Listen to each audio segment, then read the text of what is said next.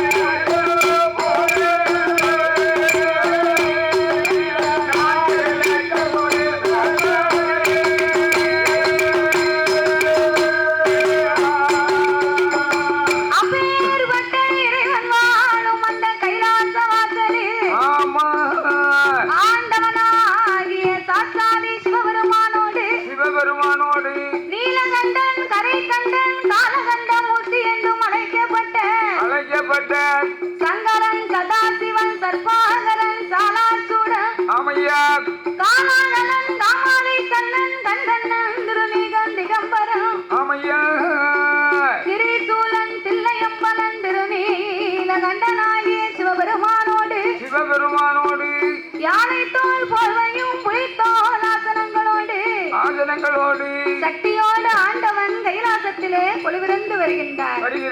அப்படி கொலுவிருக்கும் இறைவனாகிய சிவபெருமான் என்னையா 14 உலகத்தை இறைவன் படைத்து 224 பூனங்களையும் ஆண்டவன் படைத்தார்.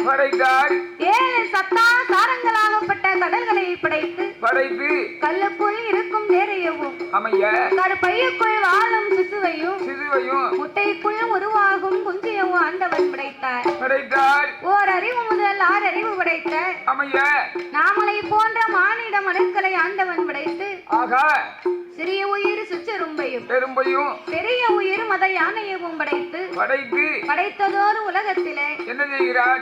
எறும்பு யானை முதல் என்ன உண்ணா மனுக்களை படைத்து 84 லட்சம் கோடி சிவராசிகளையும் உண்டு சொல்லி மரம் செடி கொடி பயிர் புல் போன்று இலை தாவரங்களையும் ஆண்டவன் படைத்து இப்படியாகவே படைத்த உலகத்தை ஆண்டவன் உலகத்தை படைத்தால் மட்டும் போராது. படைத்த மானிட மனுக்களுக்கு ஆண்டவன் 6 அறிவை கொடுத்தார். 6 அறிவை கொடுத்து 9 தத்துவங்களை படைத்து ஆண்டவன் நாமளுக்கெல்லாம் 3 ஆசைகளை கொடுத்திருக்கிறார். மனிதனுக்கு மண் உலகிலே இருக்கக்கூடிய 3 ஆசைகள். முதலாவது ஆசை அதுதான் மண் ஆசை. இரண்டாவது ஆசை பொன்னாசை. மூன்றாவது ஆசை தான் பெரிய ஆசை, அதான் பெண் ஆசை. பெண்ணுனா பேயும் ஆணு பார்க்கும். ஆடவும் செய்யும் இறங்கவும் செய்யும் மரத்தில் இருந்து. அப்ப ஆண்டவன் இவ்விதமாகவே நாமளை எல்லாம் உண்டு பண்ணி படைத்த உலகம் எல்லாம் வட்டினி இல்லாமல் படியிழந்துக்க வேண்டும் என்று காத்து ரஞ்சிக்கும் அந்த கடவுளாகிய சிவபெருமான் உலகத்திற்கே எப்படி படியிழந்து வருகின்றார் தெரியுமா? எப்படி ஐயா? படைத்தார் சிவா உலகம் எல்லாம்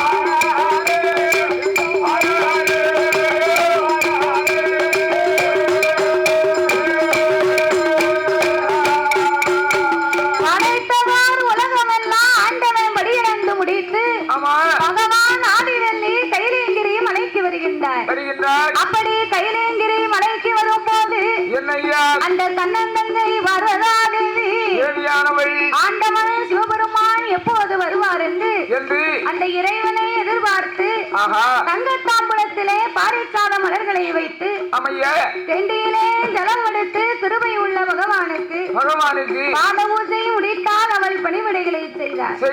கலைத்த பகவானுக்கு கலைப்பாரி கொடுத்தார். இழைத்து வந்த ஈசனுக்கு இறைப்பாரி கொடுத்து சக்தியோடு சிவனமாக கைலாசத்திலே இப்படி குழுவிருந்து வருகிறார்கள்.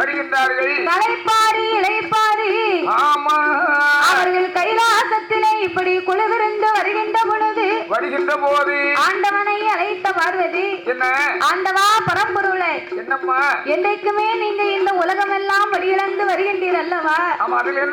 அப்படி உலகம் எல்லாம் நீங்கள் படியிழந்து வரும் போது உலகத்தில் உள்ள மக்கள் எல்லாம் யாரை வணங்கி வருகிறார்கள்? என்னத்தான் வணங்குகின்றார்கள்? அம்மா பார்வதி, உலகத்துக்கு ஆண்டவன் நாம் 10 பொருளுக்கும் அர்த்தமாய் இருந்து பகவான் பார் உலகத்துக்கே படியிழந்து வருகின்றேன். அப்படி இருக்கும் போது உலக மக்கள் எல்லாம் என்னைத்தான் வணங்கி வருகிறார்கள். அம்மா 10 பொருளுக்கும் அர்த்தம் என்று சொன்னால் என்ன ஆண்டவா? என்ன அர்த்தம்? ஒன்று ஒன்றாண்டு சிவ உடைய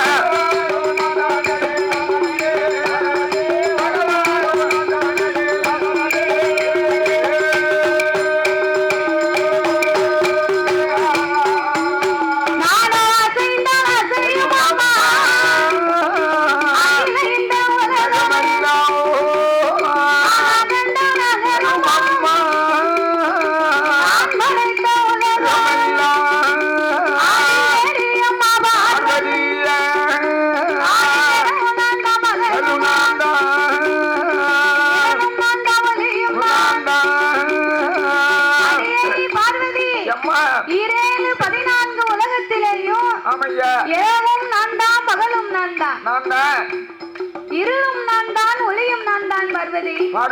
பூமியும் நான் தான், பூகம்பமும் நான் தான்.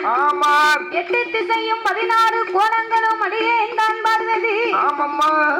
அப்படி இருக்கும் போது இந்த ஆண்டவன் மீது உனக்கு அப்படி என்ன சந்தேகம்? என்ன உனக்கு எப்பவும் இல்லாத சந்தேகம் இன்னைக்கு? பார்வதிக்கு சந்தேகம்னு சொன்னா பகவான் மேல அடிக்கடி வந்துட்டு போயிட்டு இருக்கும். ஆமா, குடும்பம்னு இருந்தா சந்தேகப்படுவாங்கல்ல. குடும்பம்னு இருந்தா சந்தேகம் வரக்கூடாதியா? ஏன் வரக்கூடாது? சந்தேகம் வரக்கூடாது. சரிதான். ஏன் வரக்கூடாதுன்னு கேட்டா, ஆன பெண் மதிக்கணும், பெண்ணா ஆண் மதிக்கணும். அப்படி இருந்தா தான் குடும்பம் ஆகும். சரி, ஆமையா, சந்தேகப்பட மாட்டாங்க. சந்தேகம் என்பது என்னைக்கு ஒரு குடும்பத்துல வருகின்றதோ அன்னைக்கே அந்த குடும்பம் சந்திக்கு வந்துரும். ஆமா, சந்திக்கும் வரும். மீதி இருந்தா பந்திக்கும் கொண்டு வந்துருவாங்க. உலகம் அப்படி உலகம். அதனால குடும்பத்துல மட்டும் சந்தேகம் என்பதே வரக்கூடாது.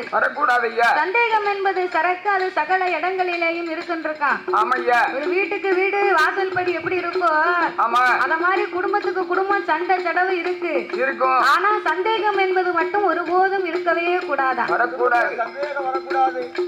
சந்தேகம் முன்வாசல் வழியா வந்துச்சுன்னா அந்த வீட்டுல சந்தோஷம் பின்வாசல் வழியா ஓடி போயிருமா. பின்வாசல் இல்லன்னா எப்படி போவோம்? கண்ணல வழியா ஓடி போயிருமா. அப்படி சொல்லுங்க. கண்ணதாசன் சொல்லியிருக்காரு. என்ன சொன்னாரு? சந்தேகம் போடு, அது சந்தோஷத்தை கேட்டு இருக்காரு. அவரே சொல்லி வச்சுட்டு போயிட்டாரு. பெண்ணை நம்பணும், பெண்ணை ஆணை நம்பணும். நம்பிக்கைதான் வாழ்க்கை. அதுதானே கேட்டேன். ஆனால் இந்த பார்வதா தேவிக்கு இறைவன் மீது நம்பிக்கை இல்லாம ஆண்டவா உலகத்துக்கு கடவுளா இருக்கக்கூடிய தாங்க ஏன் வேறு இரு பேர்களை வணங்கணும்? எதற்காக? அப்பந்தான் ஆண்டவன் சொன்னார். என்ன சொல்லுகிறார்? அடியே பார்வதி, இந்த உலகத்தை ஆண்டவன் நான் காத்து ரசித்து வந்தாலும் உலகத்திற்கு ஒளி கொடுக்கணுமானால் யாரால் முடியும்? காலையில் தோன்றும் கதிரவன், மாலையில் தோன்றும் சந்திரன். சந்திரனும் சூரியனும் இல்லையானா சகல உலகத்திற்கு ஒளி கிடைக்குமா? கிடைக்காது. ஒளியே கிடைக்காது. மக்கள் எல்லாம் இருட்டுக்குள்ள இருந்து என்ன வேலை பார்க்க முடியும்? என்ன வேலை பார்க்கலாம்? எதுவுமே பண்ண முடியாது. ஒரே ஒரு வேலை நடக்கும். ஆண்டவன் இப்படி உலகத்திற்கு இருளாக இருக்கக்கூடாது என்று காலையில் கதிரவன் தோன்றி வருகிறார், மாலையில் சந்திரன் வருகிறார். அந்த சந்திரனும் சூரியனும் இல்லையானா சகல உலகத்திற்கு ஒளி கிடைக்குமா? கிடைக்காது. ஆகையினால் என் வலது கண்ணை சூரியனாகவும் என் இடது கண்ணை சந்திரனாகவும் நான் பாவித்து வருகிறேன் பார்வதி அப்படின்னு ஆண்டவன் சொன்னார். சொன்னபோது பார்வதிக்கு அப்பமும் அவர் மேல நம்பிக்கையே வரல. அது எப்படி ஆண்டவனுடைய இரு கண்களும் சந்திரன் சூரியனா இருக்க முடியும்?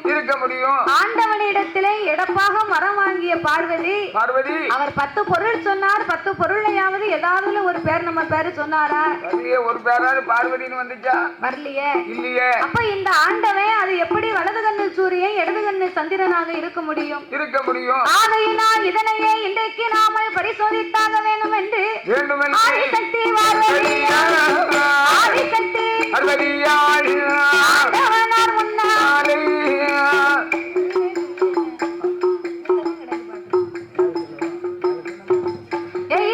ஆதிசக்தி ஆண்டவனார் முன்னாலே சோதிக்க வேணும் என்று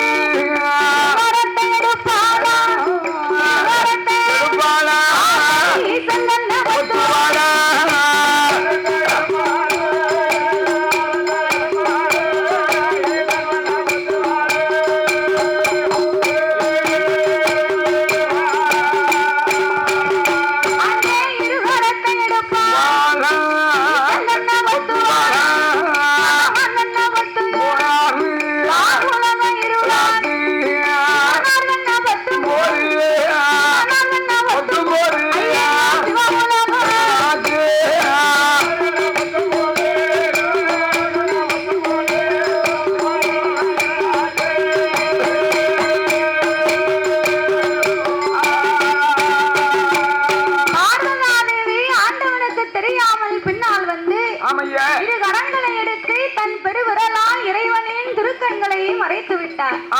அந்த பகவானுடைய கண்களை மறைத்த உடனே உலகம் எங்கு பார்த்தாலும் ஒரே இருள்மயமா இருக்கின்றது. அப்பந்தான் ஆண்டவன் பார்த்தார். பார்வதிக்கு நம்ம 10 பொருளுக்கும் அர்த்தமாய் சொல்லியும் நம்ம மேல இவளுக்கு கொஞ்சம் கூட நம்பிக்கையே வரலையே. இப்பேற்பட்ட பார்வதிக்கு இந்த இறைவனின் மகிமை என்னவென்று இவளுக்கு தெரியப்படுத்தணும். ஆண்டவனுக்கு இருக்கும் இரு கண்கள் தானே இவளுக்கு தெரியும். இறைவனுக்கு இரு கண்களை காட்டிலும் மூன்றாவது கண் நெற்றிக்கண் ஒண்ணு உண்டு. இதுவரைக்கும் இந்த பார்வதிக்கு இந்த நெற்றிக்கண் மகிமை தெரியாது. ஆகையினால் நெற்றிக்கண்ணை திறந்து அம்மல் நீண்ட ஒளிகளை கொடுக்க வேண்டும் என்று ஆண்டவன் அன்றைக்குத்தான் நெற்றிக்கண்ணையே திறந்தார். நெற்றிக்கண்ணை திறப்பார் கொடுப்பார். நெற்றிக்கண்ணை திறப்பார். நெற்றிக்கண்ணை திறப்பார். உலகி ஒளி கொடுப்பார்.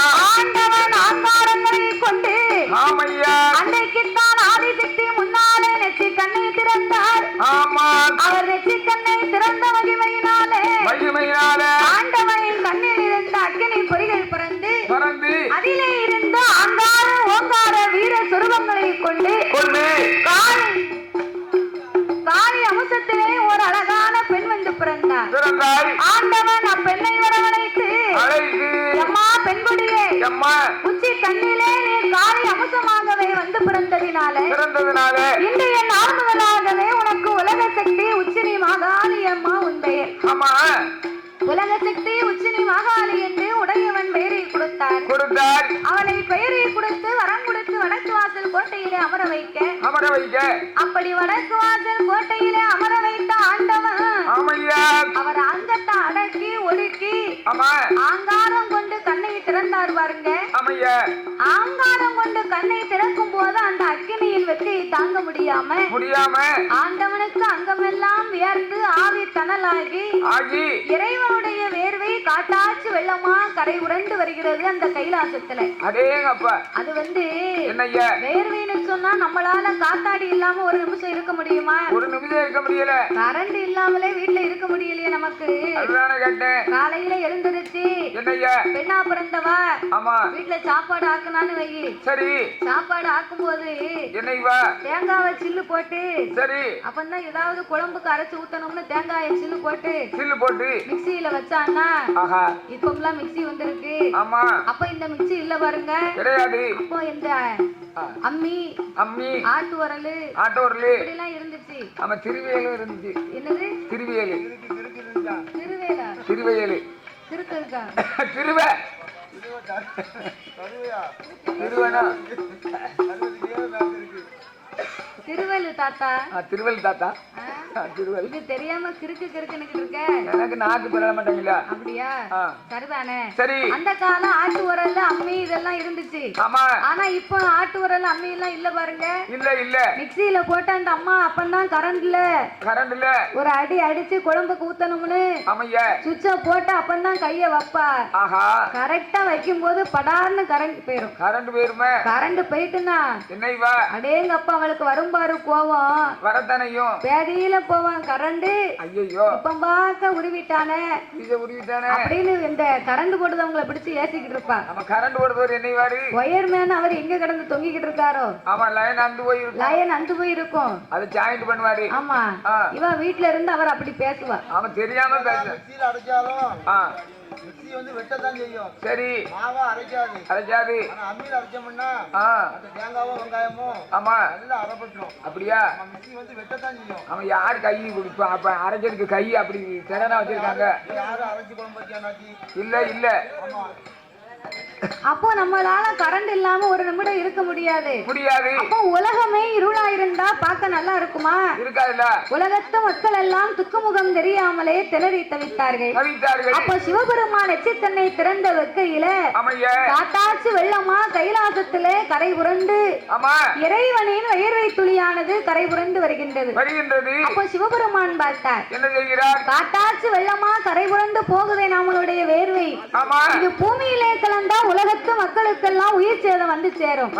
அதனால இந்த உலகத்துக்கு போய் இது சேரக்கூடாது. அப்ப என்ன செய்யணும்? என்ற ஆண்டவன் 1008 சடாமுடியிலே அதிலே ஒரு முடியை உழைத்து தன் அங்கமெல்லாம் துவட்டி ஆண்டவன் சடாமுடியவே ஒரு கரையாக வளைத்து அந்த வேர்வை துளிகளை 10 கடலாகவே மாற்றி ஆண்டவன் 10 கடலுக்கும் வேறு நாமங்களை கொடுத்தார்.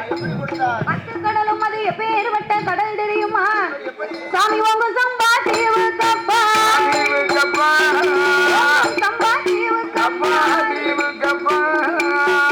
கடல் ஒரு கடல்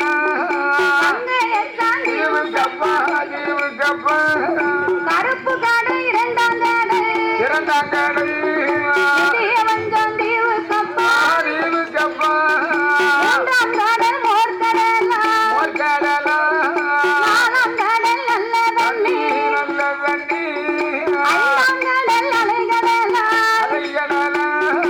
6ஆம் கடல் ஆழக்கடல் 7ஆம் கடல் எண்ணெய் கடல் 8ஆம் கடல் திட்டு கடல் 9ஆம்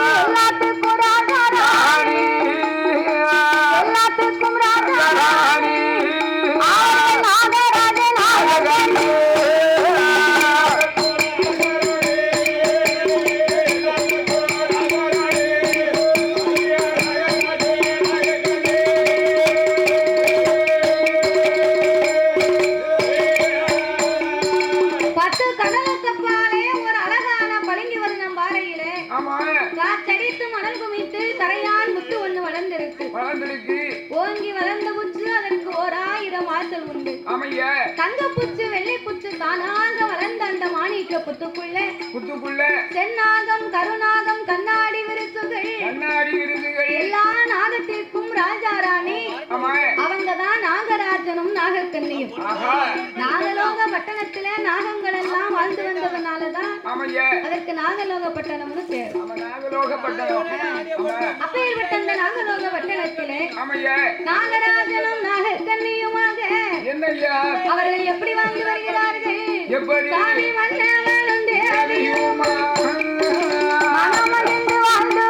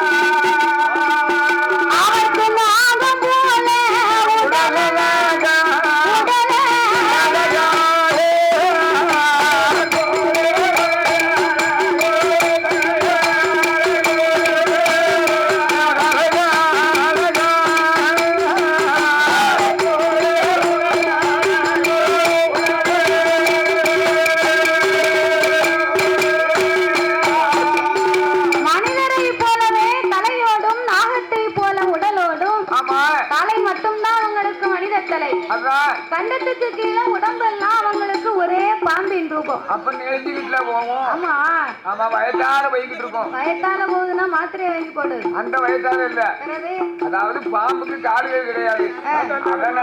மாத்திரை நீ முழுங்கு ஆமையா.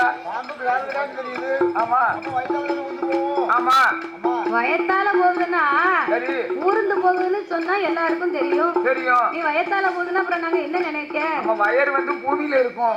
பூமியில இருக்கும்போது அப்படியே ஊர்ந்து போகும். அப்படி சொல்லு. சரி நான் சாப்பிட்டதான் ஒத்துக்கிடலன்னு பார்த்தேன். ஆமா மாத்திரை ரெடியா வச்சிருக்கான். அது மாத்திரை அந்த மாத்திரை இல்ல, சரி அது தூக்க மாத்திரை. தூக்க மாத்திரை போட்டேன்னா ஒரு நாளைக்கு எந்திக்க மாட்டேன். ஒல்ல திட்டம் போட்டு வாங்கி வச்சிருக்கான். அப்படியா? கூட ரெண்டு வாங்கி ரெண்டையும் போட்டேன்னு வைக்கி ஒரு வாரத்துக்கு ஒன்ன வீட்டை விட்டு வெளியே வர முடியாது. முடிஞ்ச வரைக்கும் எழுப்பி பாப்பாங்க. போய் எந்திக்க மாட்டேக்கான், போய் சேர்ந்துட்டான் உங்களுக்கு அப்படியா அப்படின்னு உன்னை இவனே கட்டையில தூக்கி வச்சு வந்துருவான். நான் உன்னை நம்பித்தானே இருக்கேன் பேசி நீ அவங்களுக்கு நான் வீட்டுல இருப்பேன்னு உன்னையவா பார்க்க போறேன். அப்படியா? இவங்க எதுவும் ஒரு காலத்து தண்ணியில மாத்திரை போட்டு கொடுத்துருவாங்க. பார்த்து பார்த்து நடந்துக்க. நம்ம என்ன தண்ணி கொடுத்தாலும் குடிக்க மாட்டேன். சரி. அப்போ இந்த நாகராஜனும் நாகக்கண்ணியும் இப்படி நாகலோக வட்டணத்திலே மன்னவன் தேவி இருவேர்களுமாக ஒருவர் சொல்லை ஒருவர் கேட்டு நாகராஜன் சொன்னா நாகக்கண்ணி கேட்பா, நாகக்கண்ணி சொன்னா நாகராஜன் கேட்பார். கணவன் மனைவினா அப்படித்தானே இருக்கணும். குடும்பம்னா அதுதான் குடும்பம். கணவன் சொன்னா ஒரு வார்த்தைய மனைவி மதிச்சு நடக்கணும். இந்த பேர் என்ன சொல்ல நம்ம என்னத்தை கேட்கன்னு நினைக்க கூடாது. இந்த குடியார பேர் சொல்ல நம்ம கேட்கவா? அப்படி நினைச்சோம்னு வைங்க குடும்பத்துல நல்லாவே இருக்காது. அவர் சொன்ன வார்த்தையில 5க்கு 2வது கேட்டு நடக்கணும். அத மாதிரி பொம்பளை சொன்னா ஆம்பளை வா பொம்பளை வா சொல்லி நம்ம என்ன கேட்கன்னு நினைக்க கூடாது. நம்ம மனைவி தானே, அவ மனதுல என்ன இருக்கு எதுவா இருந்தாலும் கலந்து பேசி ஒருவருக்கு ஒருவர் விட்டு கொடுத்து இருக்கணும். அதை போலவே இந்த நாகராஜனும் நாகக்கண்ணையும் நாகலோக வட்டணத்திலே குறைகளும் இல்லாமல் இருவேர்களும் இணைவிழியாத தோழர்களாக சிறப்பாகவே வாழ்ந்து வருகிறார்கள். வாழ்ந்து வரக்கூடிய இருவேர்களுக்கும் என்ன நாகலோக வட்டணத்திலே இந்த நாகராஜனுக்கும் நாகக்கண்ணிக்கும் என்னய்யா பார்வதா தேவி பார்த்தார். என்ன செய்கிறாய் ஆதி கைலாசத்திலே இருந்து பார்வதி பார்க்க பார்க்க இந்த நாகராஜனும் நாகக்கண்ணியும் மனிதரும் இல்லாம பாம்பும் இல்லாம இப்படி தெய்வ அம்சமா பிறந்திருக்காங்க. ஆமா இருபிறவியா பிறந்திருக்காங்க. இருபிறவியா பிறந்திருக்காங்க இவங்க ரெண்டு பேரும். ஆமையா அப்படி இருக்கும் போது மண் குச்சுக்குள்ள இருந்தா இவர்களுக்கு மகிமை கிடையாது கிடைக்காது அப்படின்னு தெய்வலோகத்து சித்தர்களை வரவழைத்து அழைத்து பார்வதா தேவி நாகராஜனுக்கும் நாகக்கண்ணிக்கும் ஆமையா மாட மாளிகை கூட கோபுரங்களை கட்டி கொடுக்க சொன்னார்கள். கொடுக்க சொன்னார். அந்த மாட மாளிகை கூட கோபுரத்துக்குள்ள என்னய்யா இரு பேர்களும் என்ன செல்வாக்கோடு இருந்து வருகிறார்கள். எப்படி அங்கே நாகராஜ நாகக்கண்ணி நாகராஜ நாக